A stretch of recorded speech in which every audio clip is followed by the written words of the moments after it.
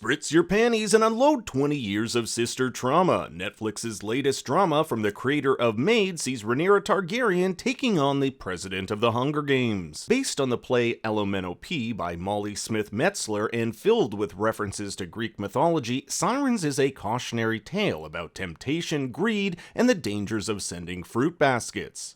You bitch, you sent me an edible arrangement? In this video, we'll be taking a deep dive into its ending, the show's deeper meaning and themes, and go over some of its controversial theories, like did Simone actually push Ethan over that cliff? But before we begin, pour yourself a drink, like and subscribe. It's time to summer on the East Coast. Sirens follows Devon DeWitt, a recovering alcoholic turned sex addict who travels to the fictitious island of Port Haven. She's in search of her sister, Simone, and to say Devon and Simone have a tumultuous relationship would be an understatement. Because she is a self-centered gutter rat whore. We'll get into their relationship in a bit, but Devon wants her sister to come back home to scenic Buffalo to help with their father suffering from dementia. For Simone, back home is hell on earth, especially considering the primo job she has working for the wife of multimillionaire hedge fund manager Peter Cal. Meet Michaela Cal, Simone's boss who spends most of her time organizing lavish parties for the East Coast elite. As her assistant, Simone is tasked with making sure Michaela's demands are met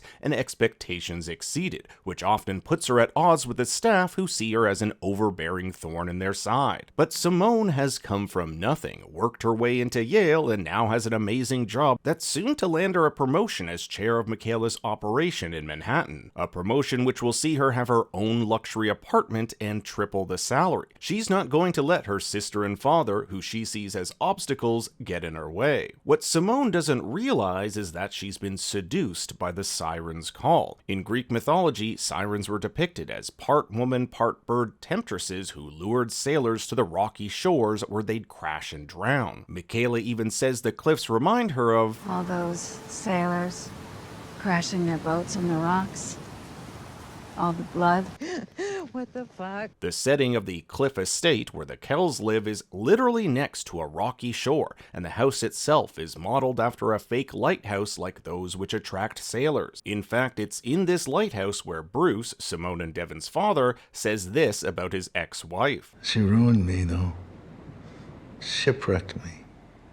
Made me lose my kids. The siren in this story is Michaela. Like the half-bird siren, Michaela has an obsession with falcons, running her own conservation society and seeing that these abandoned creatures are rehabilitated and sent back into the wild. Bird imagery can be found all throughout the show, like here in her house or even her bird scepter. Simone is like one of these injured birds. She comes under Michaela's wing and is invited into this almost fantasy-like world where anything your heart desires comes true. We'll even hear the sirens call, like here when Peter notices Simone by the rocky cliffs.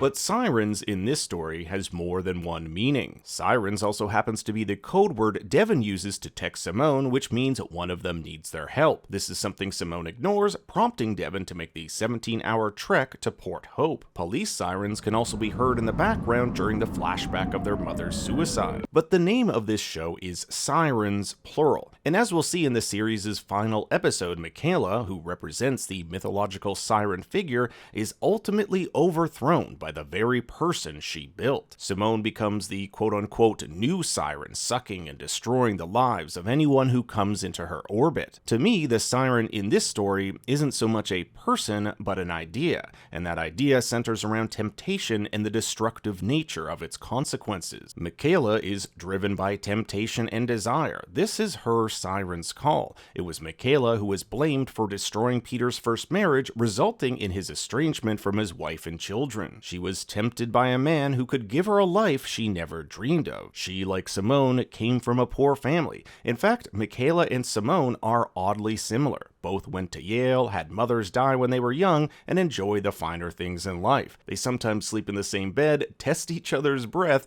and Simone will even compose Michaela's naughty text messages to her husband. Michaela says of Simone, "You're irreplaceable.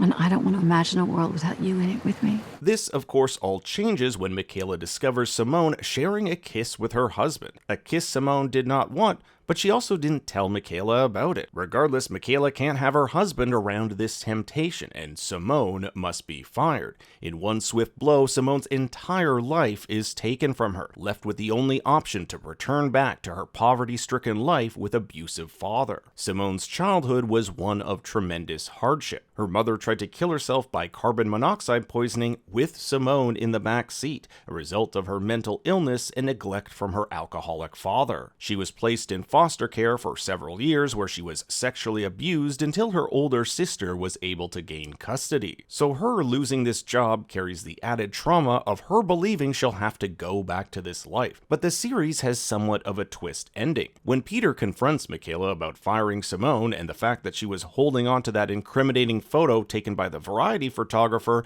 a photo which could net her millions in a potential divorce, Peter has the evidence destroyed and announces he wants a divorce. Not only that, but he's brought back Simone and the two of them are together. The same thing Michaela did to Peter's first wife is now happening to her by the very woman she propped up and mentored. It gets at one of the major themes of the show, self-destruction through desire, which also happens to be a major theme of siren mythology. To hammer home the fact that Simone has supplanted Michaela, Jose, Peter's right-hand man, refers to Simone as mi amor, a term which was previously saved for Michaela only. But what's particularly sad is how cold, callous, and apathetic Simone is by what she's just done. She looks at Michaela like a tool to be discarded once it's not needed. You have to let go of what doesn't serve you.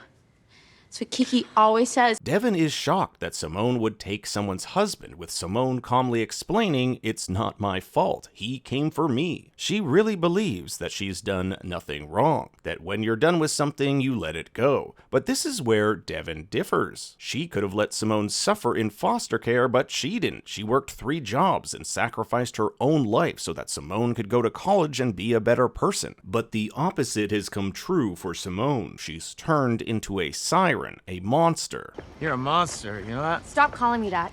Monster. In episode 5, when Simone's almost fiance Ethan awakes in the hospital, he says it was Simone who pushed him off the cliff, almost resulting in his death. He refers to her having wings, just like a siren from Greek mythology. Show him your wings. Okay. Show him your wings. Show him who you really are. If we watch the cliff scene from episode 4, you'll see it's shot in such a way you never know how Ethan fell over that cliff. Maybe it was Simone who pushed him over that edge. And with Peter having access to the security footage, part of a program called Zeus after the Greek king of the gods, it's even possible he was complicit. While Simone might be the main character of this story, it's Devin who's the protagonist. She's the one that changes throughout the course of the story. She comes onto the island with this sex addiction, hooking up with multiple men to fill a void once filled by alcohol. She also can't let go of her sister. By the end of her journey, she's overcome both. She turns down all the men, and seeing the monster Simone has become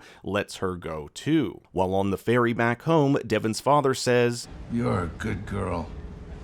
I'll remember you. Which provides a contrast to Simone, who's not really a good girl at all. But it's Devin's talk with Michaela, who happens to be on the same ferry that she's on, which paints an interesting picture of who the real monster of this story is. Took him 13 years to decide that I was a monster.